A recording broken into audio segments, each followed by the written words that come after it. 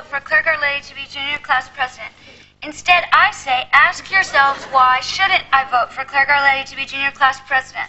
Remember, it's no coincidence that Claire rhymes with care. Sorry, I lost my place. Did I say the care thing?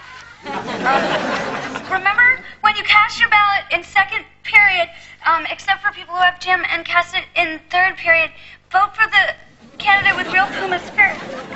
Go Pumas, thank you.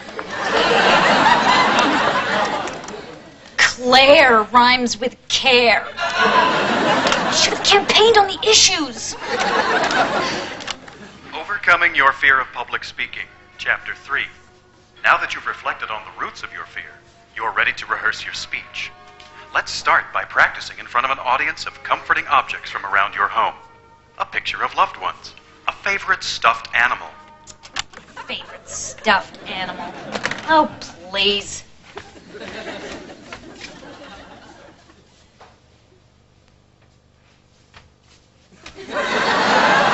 Like I could pick one favorite.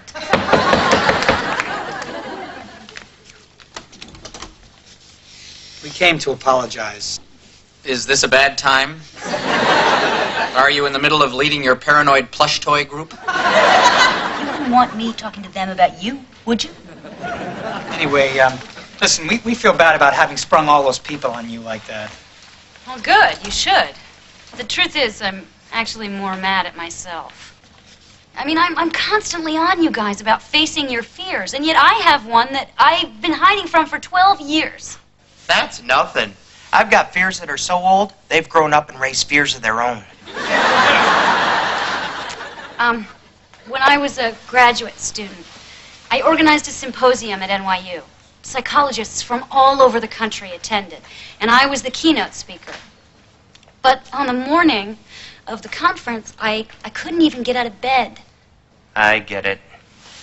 Too much drinking and not enough shrinking. No, the thought of speaking in front of all of those people paralyzed me with fear. So Nancy stepped in and ran the conference. The head of the psych department was so impressed he gave her this huge research grant, and that launched her career. Wow. That's a real Cinderella story. For Nancy. Not so much for you. Guys, I am going to speak at this conference. I'm not going to chicken out again. Now I have to rehearse my speech. Well, let's hear it. Oh, no, I'm doing this program where you practice in front of familiar objects that make you feel comfortable. That sounds crazy, huh? Not in the least. No. We can sit real still and you can take us to bed. All right, listen. Good luck with the speech. You're going to be great. They're gonna love you. This is the year you win the conference. So long, guys. She's dead. The woman's talking to dolls. It's gonna be a train wreck. We never should have tried to help her. All right, so what should we do now? Yeah, because she's in pretty deep. I think we have to help her. Let's do it.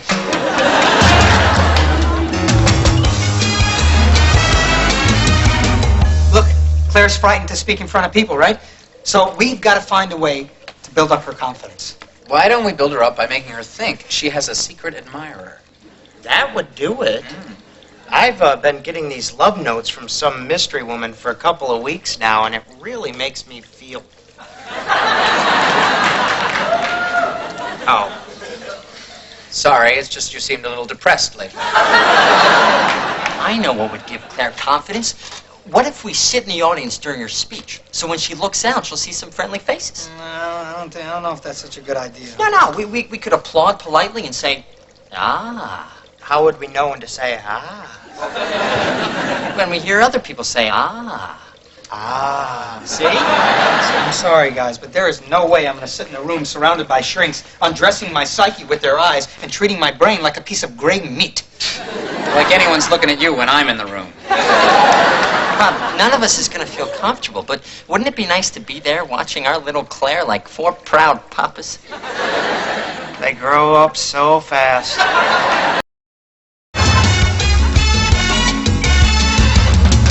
However, further research is warranted into parent-child bonding and individuation in families with twins.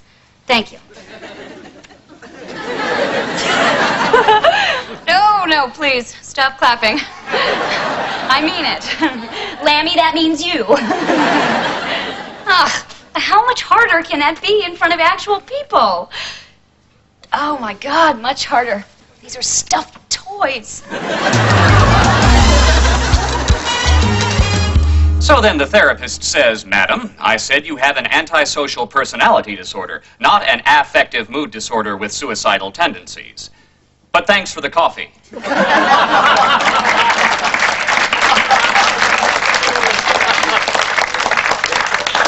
Oh, wow. Dr. Friedland always kills. Yes, he's very clever. So when am I speaking? You're up next. I can't follow this guy. I don't have anything funny. Well, I mean, I have an Olsen twins joke, but at best it's a smile.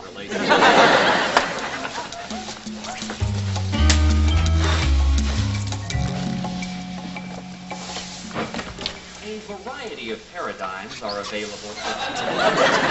Man, this is scary. When we get in there, just act natural. And don't say anything about your mother. You wouldn't believe what she said to me. Come on, guys, I'm getting buggy. Hey, don't draw attention to yourself. These guys are looking for any excuse to cut a sunroof in your frontal lobe. All right, let's get in there. Go. Resulting from a Go. variety of Go. internal and internal. Let me know how it goes. The brain fluctuated in direct correlation to Polinsky's emotional variance standards.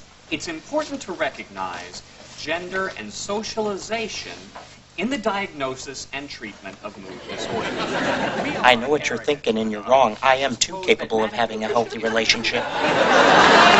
Was it not Catullus who long ago reminded us, Odi et amo?